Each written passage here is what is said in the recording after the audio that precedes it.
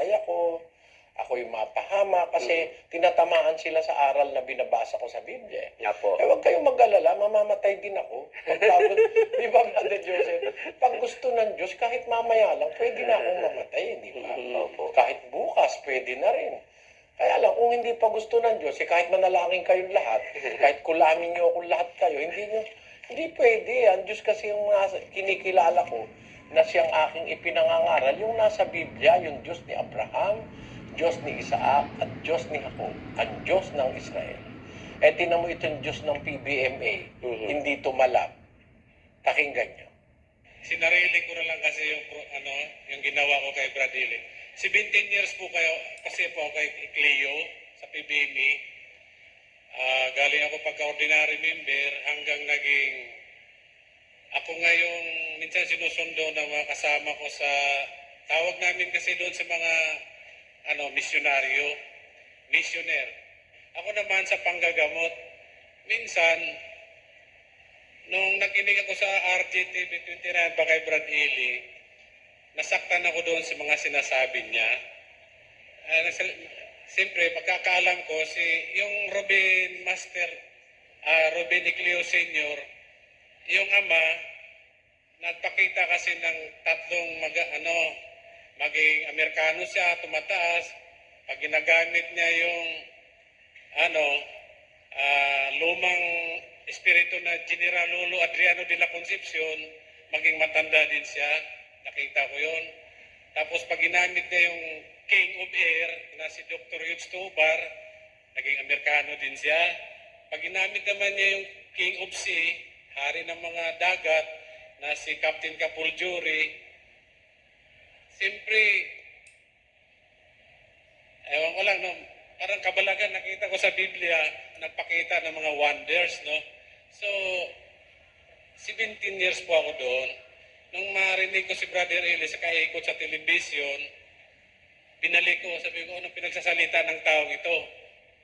Natablan ako doon sa sinasabi niya. Kayo mga ganito. Pagkagabi, siyempre may dasal kami sa kay Cleo. May 9 mystery hanggang 36 mysteries. Kung may mga pa kami, may mga, yung dasal po namin mga kapit, Aramaico, that is the native tongue of Jesus Christ daw, sabi ni Master Robin Icleo noon, yung senior. So, nakadikit kasi ako doon sa niya, yung pinaka-right hand, si Attorney Nazareno ang pangalan. So, yung singsing namin dalawa, pag ang singsing mo puti at saka asol, misyonaryo ko na kahit anong klaseng sakit gagamutin. Hindi ko naman itinasyo sa sarili ko, kapatid. May mga dealer nga na bangko hanggang sa UC Baby, diyan sa may Tondo, inayawan na ng doktor dahil sa kabalagahan ng demonyo, gumaling. Inayawan na ng ospital. So ginamot ko kasi kasama ko sa isang opisina sa recruitment agency sa Maynila, sa MS Catan Placement. Kasi ako po yung recruitment manager dati doon. Ngayon, nung gumaling, at lahat ng pasyente ko doon sa Baclaran, dati yun, ako nangipin eh. Walang kamay lang at saka bulat. Nagbubunot kayo ng Oo, ngipin? nagbubunot po ako ng ngipin. Hanggang dinala ko sa Saudi yun. Tapos, yung kasama kong misyonaryo na kubrador din ni Boy Macnat sa Pasay ng waiting, hinabol kami ng pulis. Nakatago lang kami ng isang ganitong kalaking puno. Na po kami, hindi na kami nakita ng pulis. So may tagulilong daw. So lahat ng nung kasaysayan ko sa kay Bradley, bakit ako naanib, pumunta pa ako dito, sumama ako dun sa anak ko, na unang na-member dito, diyan ako sa may bedsheet na yan eh. Tinignan ko yung mata ni Brother Eli, at doon ko nakita, iba yung espiritong dumadaloy sa mata niya. Kaya, sabi ko, kaya pala, 6 years ako nakinig kay Brad Eli, 6 years po. Hindi pa ako na-convince kasi lahat ng tinawag ko na nga yung pinakamabigat na namin, yung 4 corners angel yun eh. 4 corners of the world, 3 angels bawat corners. North, South, East, West. Tinawag ko na yun. Hanggang ngayon si Brother Eli, matibay pa. Kaya sabi ko, ito na nga yung sugo ng Diyos. Surrender na po ako, sabi ko. Hindi, hindi, ah,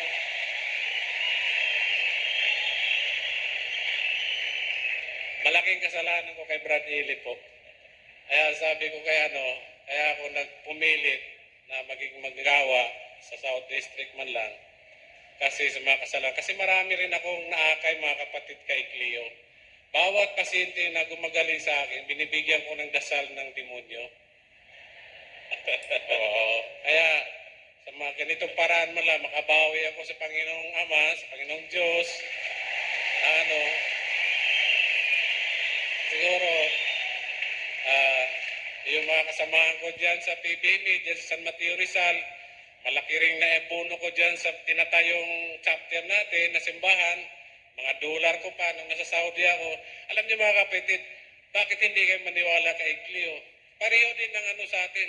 Walang bisyo. Pero siya, pag nagkaganito, nag-congregation, siya, pwedeng manigarilyo, siya nagiinom. Tinanong ko sa isip ko, bakit dapat modelo ka eh? Sabi niya, anak nga ako. Siya rin, parang si Kibuloy ngayon. Siya na raw yung bumaba na si Kristo buhay.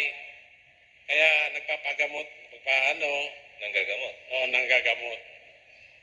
So, yung si Atty. Pasing Rosal si kapatid na Pasing, nang ako nag-reflect sa kanya, actually sinasarili ko yun kasi nahiya ako sa sarili ko, sa ginagawa ko, na kahit anong ko, hindi talaga matablan si Brad Ely for 6 years. Kinakandilaan ko pa yun. Ano po ibig sabihin kinakandilaan ninyo? Pinagtitirig nyo ng kandila? Pinagtitirig ako kandila. Tinatawag ko na nga, kasi akala ko rin nung una, yung yun ang sa amin ng kasi hindi pa ako naniniwala. Ito talaga yung So, nagtawag ako ng Espiritu ni Rizal, ni Bonifacio, kasi yun ang turo ni Ruben. Yung mga sagradong hero, yun sagrado ng mga espiritu noon. Di na mo mabilang brother, kaya nang nabautismohan ako dyan, parang papel ako umahon. At nang tumingin ako sa langit, sa akin na lang po kung ano yung nakita ko.